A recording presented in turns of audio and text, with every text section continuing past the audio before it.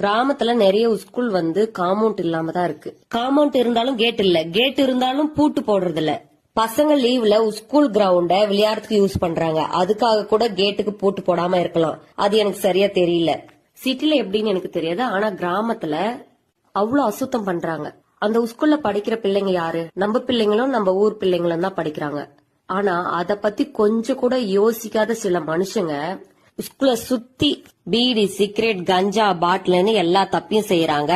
பத்தாத பாட்டிலையும் அங்கேயே உடைச்சு போட்டுறாங்க. அது மட்டும் இல்லாம யூரினும் டாய்லெட்டும் அங்கேயே போயிடுறாங்க. பசங்க அதே இடத்துல விளையாடுறாங்க. நம்ம பிள்ளைங்க தானே அப்படின்னு யாருமே யோசிக்கிறது இல்ல. தப்பு பண்ணக்கூடாதுன்னு சொல்லி கொடுக்கற பெரிய மனுஷங்களே இப்படி தப்பு பண்ணா அத பார்த்து வளர்ற குழந்தைங்க என்ன பண்ணுவாங்க? ஸ்கூலுன்றது ஒரு கோவில் மாதிரி. கோவில்ல போய் இந்த மாதிரி தப்பெல்லாம் நீங்க செய்வீங்களா? தெரியாம செஞ்ச தப்புக்கே எத்தனை பரிகாரம் செய்யறீங்க? ஒவ்வொரு குழந்தைங்களும் தெய்வத்துக்கு சமம்.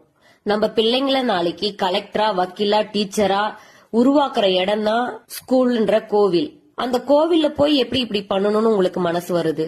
சாமிய வேணா நம்மள நல்ல நிலைமையில வச்சிருப்பாரா இல்லையான்னு நமக்கு தெரியாது. ஆனா நம்ம ஸ்கூல்ல படிக்கிற படிப்பு நாளைக்கு கண்டிப்பா நம்மள நல்ல நிலைமையில வச்சிருக்கும். என் ஊருக்கு கவர்மெண்ட் என்ன பண்ணுச்சுன்னு கேள்வி கேக்குறீங்க. பண்ணாலும் பாதுகாக்க மாட்டேன்றீங்க. ஊரை திருத்த முடியாது, ஆனா உங்களை திருத்திக்க முடியும். யோசி.